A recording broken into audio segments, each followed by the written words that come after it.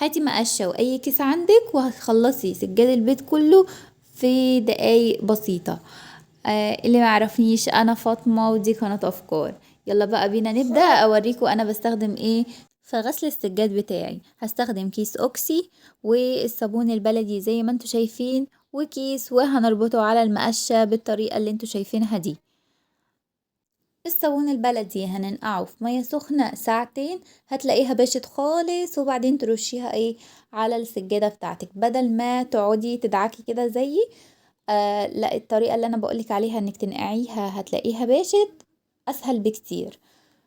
وبعد كده هنجيب برضو مية سخنة ونحط فيها الاوكسي شوية منه كده، ونرغي نرغي نرغي ونحط نرش على السجادة زي ما انتوا شايفين كده.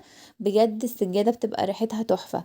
هنجيب بقى فرشة صغننة كده، مش شرط صغننة، لو عندك كبيرة تمام، اللي هو الفرشة بتاعت السجادة العامة، ونمشي كده ايه على السجادة كلها مرة واحدة بس، بحيث لو في اي شعر او اي حاجة تتشال.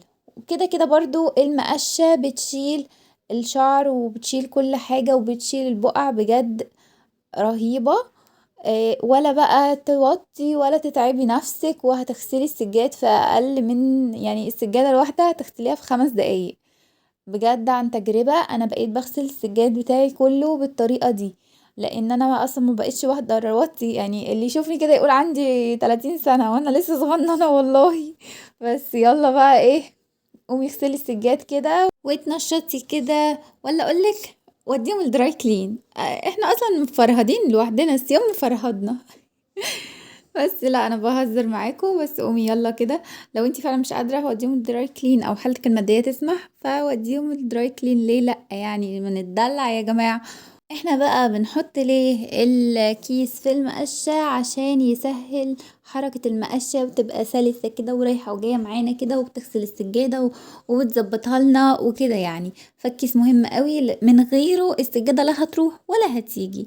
فحبيت اشارككم كده طريقتي في غسل السجاد، واتمنى الفيديو يكون عجبكم. في الاخر كده هنجيب المساحة ونمسح كل المية اللي مش نضيفة، ونحط مية تاني ونمسحها تالت، وهكذا، والظهر برضو. واتمنى الفيديو يكون عجبكم. سلام.